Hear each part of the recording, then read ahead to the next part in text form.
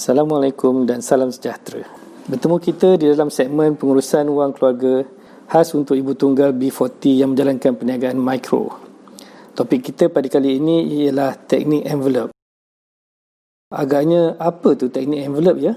Di dalam kehidupan seharian kita tidak dapat lari dari membelanjakan wang pada perkara-perkara yang kita rasakan perlu.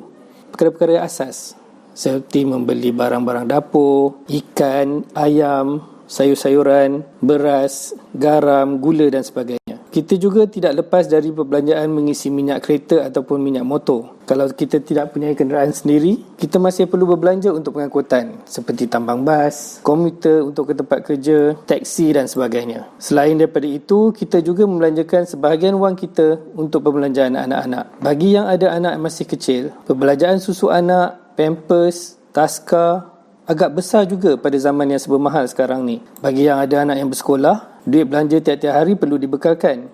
Ada juga perbelanjaan lain seperti membeli alat tulis, membeli buku dan juga perbelanjaan-perbelanjaan yang lain. Kita juga tidak lepas dari membayar bil elektrik, bil air, bil indah water. Kalau tak bayar, air kena potong pula. Lagi susah. Bagi yang ada kemampuan yang lebih, bolehlah melanggan Astro. Tetap kena bayar setiap bulan. Contoh perbelanjaan-perbelanjaan yang disebutkan tadi kebanyakannya berlaku setiap bulan.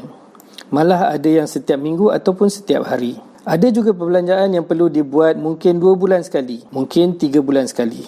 Contohnya, perbelanjaan untuk servis kereta. Ada di antara kita yang menghantar kereta untuk diservis setiap 5,000 km. Mungkin dalam 2 bulan setengah atau 3 bulan, perlu hantar kereta untuk diservis. Ada yang servis kereta setiap 10,000 km kerana menggunakan minyak full sintetik yang jauh lebih mahal. Tetapi tidak perlu menghantar kereta untuk servis terlalu kerap. Mungkin 5 bulan atau 6 bulan baru perlu hantar semula untuk servis. Setiap tahun juga, ada perkara yang kita perlu lunaskan setahun sekali. Contohnya, insurans dan cukai jalan kereta, cukai tanah, cukai pendapatan, zakat pendapatan. Untuk cukai pendapatan dan zakat, walaupun kita perlu bayar sekali setahun, tetapi ada cara untuk mengurangkan bebanan tersebut dengan membuat bayaran bulanan melalui potongan gaji. Bila bayar sikit-sikit setiap bulan, tidaklah terasa sangat berbanding terpaksa bayar dalam jumlah yang banyak sekali setahun. Langit tak selalu cerah. Kadang-kadang kita ditimpa musibah. Kereta rosak, terpaksa dibawa ke bengkel, kena pula barang yang rosak tersebut berharga tinggi. Kalau kita dimasukkan ke hospital kerana demam denggi, bayaran bil hospital perlu dibayar. Sepanjang masa sakit pula tidak boleh bekerja.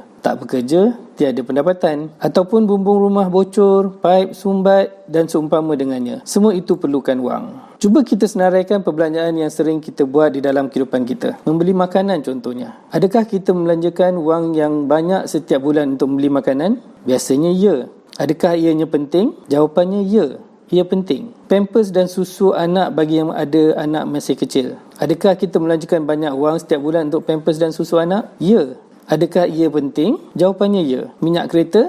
Ya, kita banyak membelanjakan wang untuk minyak kereta dan ianya juga penting. Ada juga perbelanjaan yang agak tinggi tetapi perkara tersebut tidak penting. Contohnya, kita membeli pakaian berjenama mahal sebab ingin sama-sama seperti kawan-kawan lain. Telefon pintar canggih yang mahal, model terbaharu, semata-mata kerana ingin bergaya. Padahal, kita boleh saja menggunakan telefon pintar yang biasa, sekadar boleh menjalankan fungsi-fungsi yang kita perlukan. Sekarang, cuba kita buat 4 kuadran. Kuadran pertama, kita senaraikan perkara-perkara yang banyak duit kita belanjakan dan ianya penting. Kuadran kedua, perkara yang banyak duit kita belanjakan tetapi ianya kurang penting atau tidak penting. Kuadran ketiga, perkara yang sedikit duit kita keluarkan tetapi ianya penting. Dan kuadran keempat, perkara yang sedikit kita keluarkan dan ianya tidak penting. Untuk kuadran kedua, perkara yang banyak duit kita belanjakan tetapi ianya kurang penting atau tidak penting, kita panggil kuadran ini sebagai bocor. Duit keluar banyak tetapi manfaat yang kita dapat darinya tidak seberapa. Untuk kuadran tiga, perkara yang sedikit duit kita belanjakan tetapi ianya penting dalam kehidupan kita. Contohnya, kita menabung atau melabur sedikit sahaja, padahal ianya memberi pulangan yang tinggi dalam jangka masa panjang dan penting untuk hari mendatang. Kalau kita menabung sedikit saja, kita akan melepas. Jadi, di dalam menguruskan kewangan keluarga, kita harus cuba untuk pertama, mengurangkan kebocoran dan kedua, elakkan melepas. Untuk mengurangkan kebocoran, apa yang boleh kita lakukan? Di antara teknik yang boleh dipraktikkan ialah, pertama, kita perlu ada bajet. Kedua, kita gunakan teknik envelope. Kita akan bincang dengan lebih mendalam lagi tentang bajet di dalam modul 3 nanti. Untuk kali ini, kita cuma bercerita sedikit saja tentang bajet. Teknik envelope pula adalah satu cara mudah yang boleh diamalkan sebagai cara untuk kita kawal perbelanjaan kita. Bajet secara umumnya adalah perancangan kita pada awal bulan atau sebelum masuk awal bulan tentang apa yang ingin kita belanjakan pada bulan tersebut.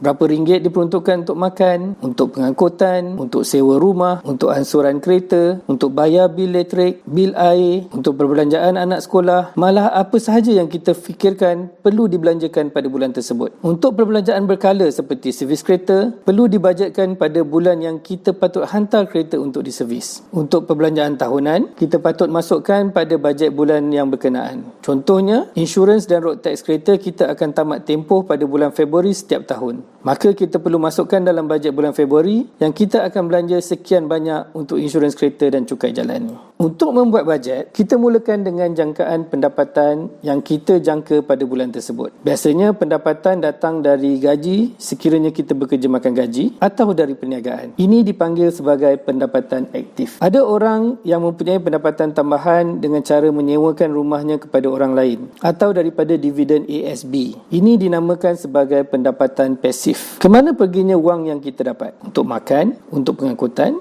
untuk sewa rumah, untuk ansuran kereta, untuk bayar bil elektrik, untuk bayar bil air, untuk perbelanjaan anak sekolah, insurans dan road tax kereta, cukai tanah, cukai pendapatan, zakat dan macam-macam lagi. Di antara perbelanjaan ini, ada perbelanjaan yang berlaku setiap bulan seperti sewa rumah, ansuran kereta, bil-bil, belanja makan, duit minyak kereta. Manakala ada perbelanjaan ini berlaku setahun sekali seperti insurans kereta dan road tax, cukai tanah, perbelanjaan sekolah anak pada awal tahun. Perbelanjaan bulanan dan tahunan ini pula boleh dilihat dari segi ada yang tetap jumlahnya setiap kali. Contohnya sewa rumah dan ansuran kereta. Ada pula yang berubah-ubah mengikut kegunaan tetapi mempunyai trend jumlah yang agak seragam setiap kali. Contohnya bil air dan bil elektrik. Ada pula perbelanjaan yang berkala, contohnya ingin bawa anak-anak pergi makan angin semasa cuti sekolah. Itu boleh dikategorikan sebagai perbelanjaan budi bicara. Sekarang, kita ada sumber pendapatan, perbelanjaan tetap, perbelanjaan yang berubah-ubah dan perbelanjaan budi bicara. Apa yang menarik tentang bajet ialah, sebelum kita bajetkan perbelanjaan-perbelanjaan tetap, berubah dan budi bicara, kita perlu bajetkan untuk forced saving terlebih dahulu. Buatlah potongan bulanan untuk simpan di tabung haji atau ASP atau di dalam akaun yang memberi pulangan yang baik untuk simpanan jangka masa panjang. Pada masa yang sama mempunyai kecairan agar mudah dikeluarkan sekiranya keperluan mendesak. Sekarang kita beralih pula kepada teknik envelope. Teknik envelope ni apa pula? Nampak macam main-main tetapi ianya amat berkesan untuk kita kawal perbelanjaan kita. Mungkin selama ini kita keluarkan duit dari bank dan kemudian kita bawa semua duit itu untuk beli barang-barang dapur di pasar. Kemudian duit itu jugalah kita pergi bayar bil. Kadang-kadang bila duit banyak di tangan, kita tidak sedar yang kita berbelanja selagi ada. Baru 2 minggu, duit habis. Teknik envelope berkait rapat dengan bajet yang kita baru bincangkan sebentar tadi.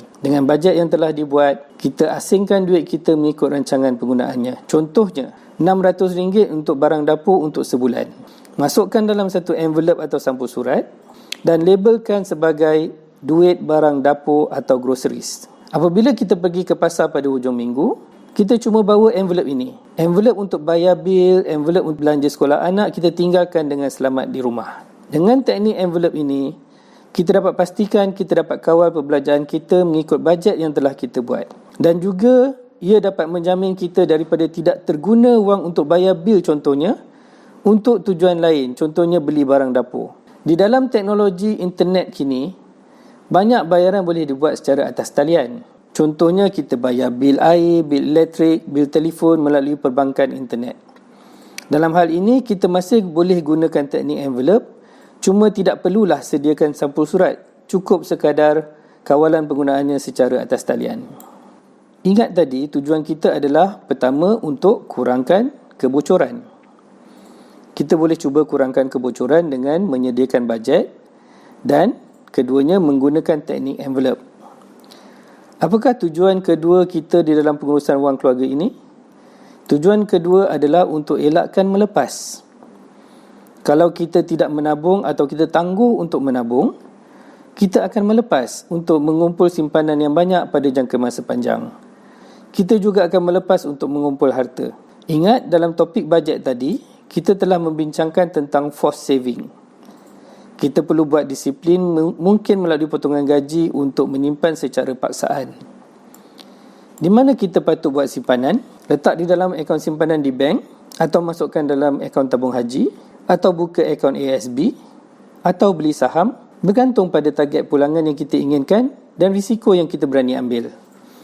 Contohnya, sekiranya kita membeli saham syarikat-syarikat yang disenaraikan di Bursa Malaysia, kita boleh dapat pulangan yang tinggi dalam masa singkat, tetapi kita boleh juga menanggung kerugian. Kalau kita melabur di dalam ASB, kita tidak perlu melihat pergerakan saham setiap hari kerana ASB diuruskan oleh pengurus dana profesional. Dan harga unit ASB adalah tetap. Kita tunggu saja setiap tahun, bulan Januari dividen akan dimasukkan ke dalam akaun ASB kita.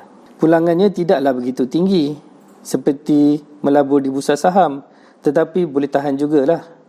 Risiko pun rendah. Kita kena fikirkan tentang kecairan juga agar senang untuk kita keluarkan duit tersebut sekiranya berlaku keperluan yang mendesak.